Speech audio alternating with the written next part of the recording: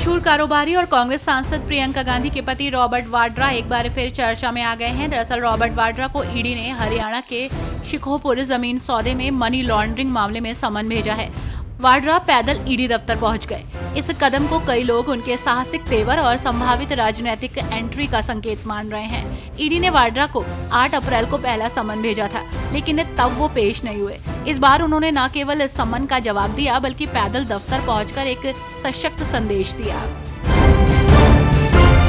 Cyber ठगी के मामले आए दिन बढ़ते जा रहे हैं। वहीं इस बीच खबर आ रही है कि तेजस्वी यादव के नेता भी इसका शिकार हो गए हैं। दरअसल मामला आरजेडी एमएलसी मोहम्मद कारी सोहेब से जुड़ा है। साइबर ठगों ने करीब 12 घंटे तक कारी सोहेब को डिजिटल अरेस्ट करके रखा। इस मामले में 9 अप्रैल को एमएलसी ने साइबर थाने में शिकायत दर्ज करने के लिए आवेदन दिया था। आवेदन में उन्होंने डिजिटल अरेस्ट और जान से मारने की धमकी देने की बात बताई।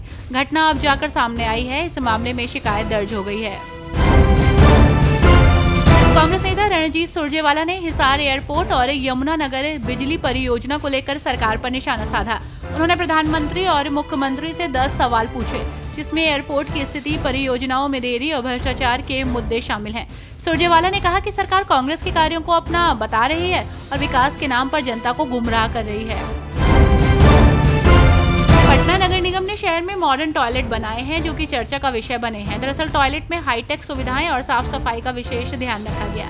पटना नगर निगम ने कुछ ऐसा कर दिखाया है कि अब लोग खुद टॉयलेट की तस्वीरें खींचकर इंस्टाग्राम और फेसबुक पर शेयर कर रहे हैं। आमतौर पर ऐसी सेल्फियां 5 स्टार होटलों के बाथरूम में देखने को मिलती हैं, लेकिन अब पटना की सड़कों पर बने शौचालय भी लोगों को आकर्षित कर रहे हैं। पंचायत एक्ट में संशोधन के लिए प्रदेश सरकार आज अध्यादेश ला सकती है। ओबीसी आरक्षण के लिए पंचायत एक्ट में संशोधन होना है। एकल सदस्यीय समर्पित आयोग आरक्षण के लिए सरकार को अपनी रिपोर्ट सौंप चुका है। सुप्रीम कोर्ट के एक आदेश के मुताबिक 50% से अधिक पद आरक्षित नहीं किए जा सकते। ऐसे में SC, ST और ओबीसी का आरक्षण 50% से अधिक नहीं होगा। भगौड़े मेहुल चौकसी की बेल्जियम में गिरफ्तारी पर पूर्व CBI निदेशक AP सिंह ने कहा, मेहुल चौकसी को भारत सरकार के अनुरोध पर गिरफ्तार किया गया है। अब हमें PNB में उसके घोटाले के सभी सबूत देने होंगे। कानूनी प्रक्रिया में समय लगेगा। चौकसी अपने बचाव में कह सकता है कि बेल्जियम में उसकी कुछ कानूनी स्थिति है, क्योंकि उसकी पत्नी बेल्जियम की नागरिक है। हमें बेल्जियम सरकार और अदालतों को ये विश्वास दिलाना होगा कि उसकी देखभाल की जाएगी और उसकी चिकित्सा स्थिति का समाधान किया जाएगा।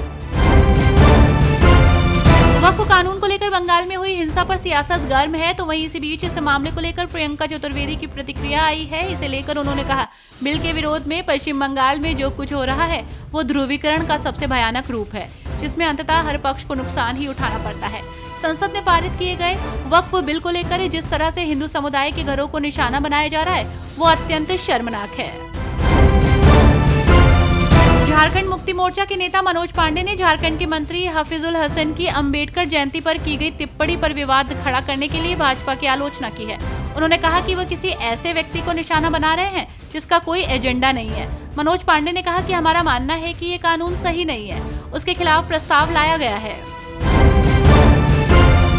मुर्शिदाबाद हिंसा पर बीजेपी नेता राहुल सिन्हा ने कहा कि ये सरकार दंगे चाहती है, वरना ममता बनर्जी को इस तरह की भड़काऊ टिप्पणी करने की कोई वजह नहीं थी।